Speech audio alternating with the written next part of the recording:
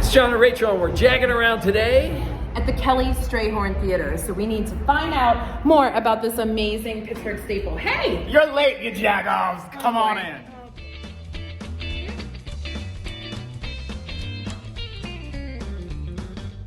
It's John and Rachel. We have been wanting to have this interview for quite some time, so we would be remiss if we didn't talk to the executive director at the Kelly Strayhorn Theater, Joseph Hall, during Black History Month so that we can learn more about the mission and what is happening in this amazing space, in this amazing part of town. So welcome. Thank you. We found out that you were 40 under 40, 30 under 30, because you look 20 under 20. I'm 39. Okay, there you go. I just made the cut for 40 under 40. Yeah, Yes. for Pittsburgh Magazine. And so we found you so intriguing. We literally cold called you and you were like, let's talk. Yeah. And now we're fast friends. Thank you for reaching out. Absolutely. You know, I returned to Pittsburgh and returned to Kelly Strayhorn in March of 2020.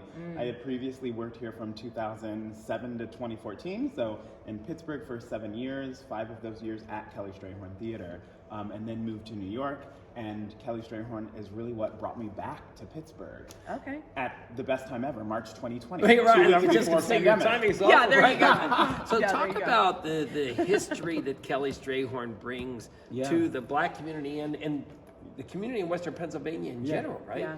Yeah, well, you know, I always like to tell people Pittsburgh brought the world's first Nickelodeon theater, one of the first theaters, 1905 downtown. Yes. So Kelly Strayhorn Theater is the last remaining, or the oldest remaining Nickelodeon theater in Pittsburgh. We were built as the Regent Theater in 1914 as a movie theater. And then over the years, you know, it was open, it shut down through all the changes. In the 90s, it was converted to a performing arts space. So we're sitting on a proscenium stage. The seats are now 350. It used to be 1,000 seats. These current seats are from the Stanley, which used to be the Benedum. And then in around 2001, we changed from the Regent to Kelly Strayhorn Theater to honor Gene Kelly, musical theater, tap dancer, singing in the rain from East Liberty.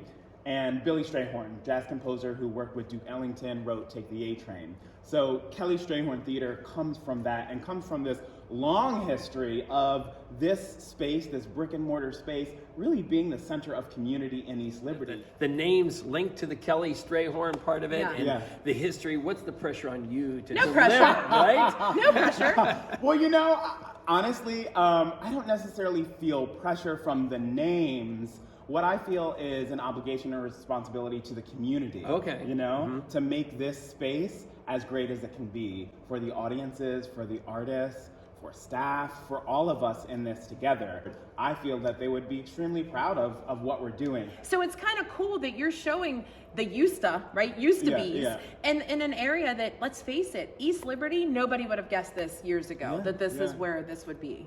Yeah, it's incredible. You know, like anything, there's a long history in East Liberty. You know, we used to have a musicians club and the Selma Burke Art Center, and of course the Shadow Lounge much later in history. But this was really a center of culture. This and the Hill District. We spoke with Thaddeus Mosley.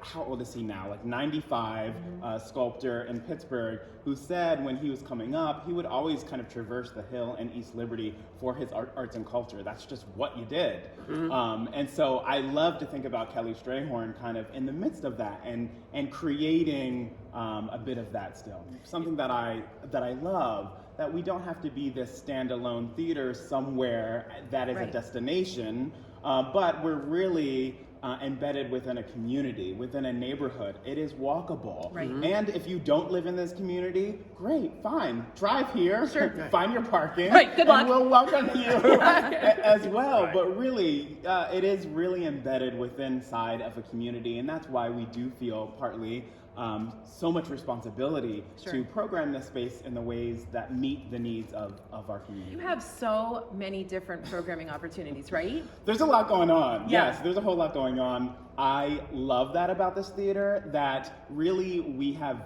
different communities. You know, we often speak about community as one thing, but we see different communities enter this building all the time. So we have kind of more adventurous programming that is more experimental. Usually it's dance. We're bringing visiting artists, international artists, national artists, and Pittsburgh-based emerging artists as well.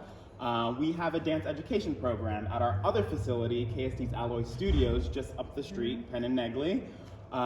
We have a Fresh Works artist residency program where it's, again, emerging local Pittsburgh artists creating new work. Because I think, a lot of times folks don't quite know the magic behind the theater, but it takes years, it takes a lot of effort and energy. And those artists need a lot of support behind the scenes with space, with money, with technical support, guidance, mentorship. So we have a program that does that. And then we have a whole youth and family programming as well. Every athlete has that pre-game, I gotta do this. What's yours? My routine just on a daily basis or before a show? Like what's your, before a show?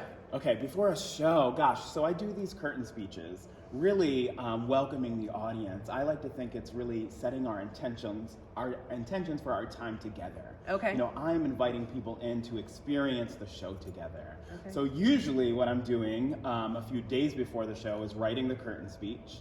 And then the night of the show, I'm usually pacing back and forth in the wings, a little bit nervous, reading over my script, and then I come out and see all of these beautiful, gorgeous people who are ready, and then I kind of deliver this speech, really, again, with this intention and this gratitude that we're about to share something really special for the next hour together.